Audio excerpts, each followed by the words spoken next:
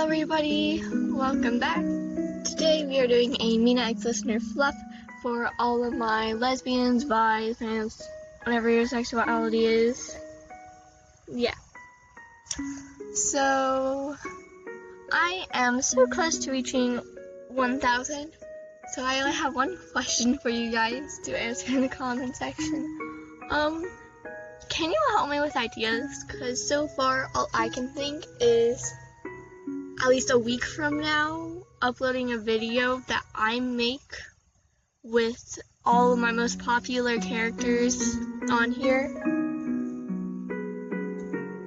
Just like a giant collage of all of them into one video of a fan fiction, but I have to write it.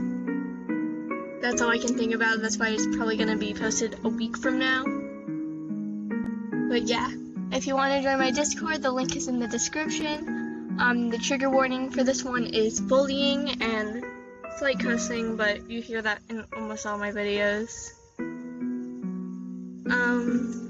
There's also a tiny little reference to self-harm, so if any of that triggers you at all, please leave this video immediately. I don't want to risk your mental health. Anyway, let's get to it. I just dropped my phone. Okay. Mina Ashido, Fluff. Prompt.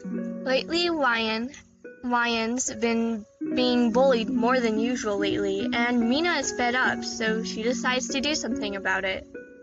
Warning, bullying, as I said. Second person point of view. Life's tough. The trick is, you just gotta be tougher. Thick skin and an iron heart, right? Those things are a lot harder to achieve than you would think.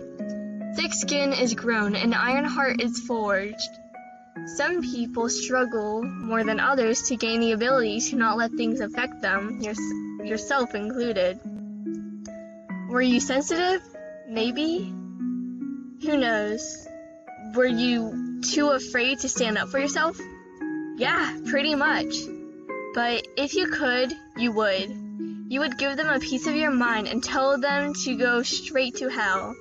You never did though, because the kids that hurt you were much stronger than you were. If you stood up to them, you only thought things would get worse. So you sucked it up and just dealt with it. Like always, you just put up with all the hateful words.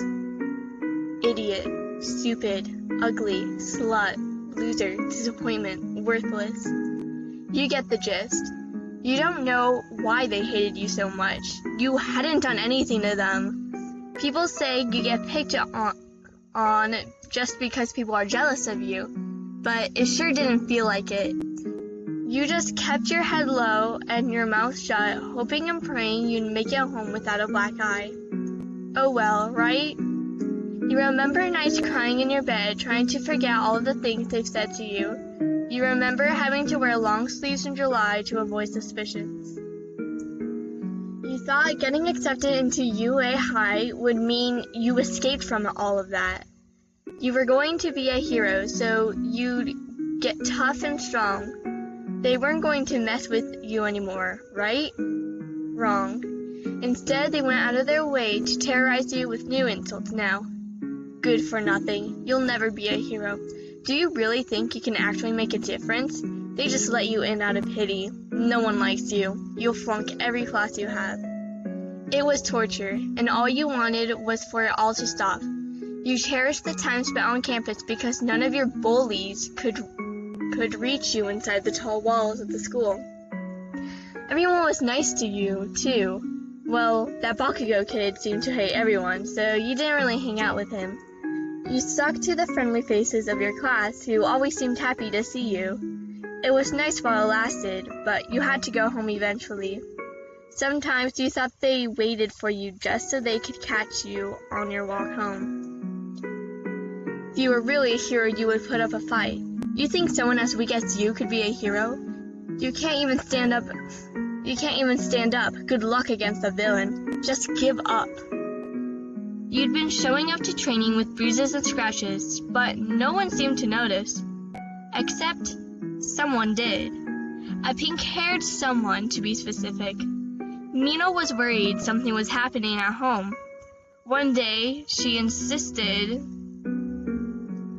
the two of you went to your place to study for an upcoming quiz. You weren't one to say no, so you allowed it. You secretly hoped that when they saw you with someone else, they wouldn't approach you. Sadly, you were wrong. As you ran the corner to your street, you saw them standing and waiting. You felt the urge to run and hide, or suddenly suggest to go to Mina's house instead, which was the opposite way.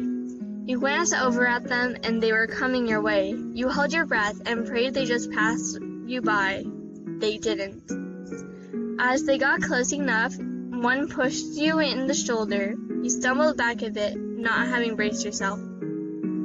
Gonna fall over already, they taunted. You looked at your feet once they were stable, and you didn't say anything. You and Mina kept walking, and so did they. You felt a small pebble hit the back of your head, and you winced. Mina looked at you, concerned, not fully understanding what was going on yet. "Look out, bitch!" You almost turned around at what they shouted, but you were stopped by a much bigger rock hitting your face. You fell from the impact and clutched the side of your head where the rock had hit, no doubt leaving a bleeding gash. You heard them snicker. "Hey!" Mina yelled, getting their attention. "What was that?" "Just testing her reflexes," they fired back. Clearly, she's not cut out to be a hero if she's that slow. Should have caught it before it hit her. "Well, catch this, asshole!" Mina exclaimed as she activated her quirk.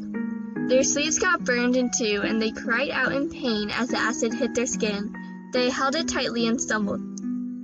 "What's wrong with you?" they asked loudly. "What's wrong with you?" Mina shouted back. "You could have seriously hurt her, and you thought it was funny? You're sick.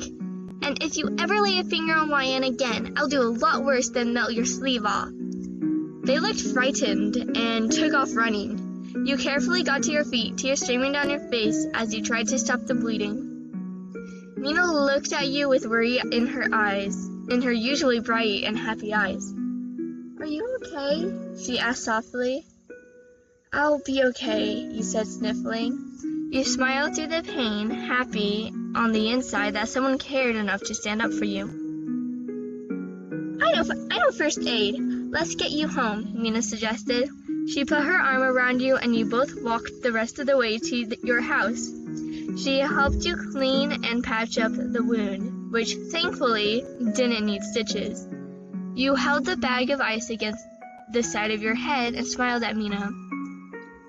"Thank you," you mumbled. "Don't mention it," Mina said with her bright smile dawned on her lips. I'm glad I could help. You should have told someone about them harassing you, though." I know, you said. "I just didn't want to seem weak or cause anyone trouble."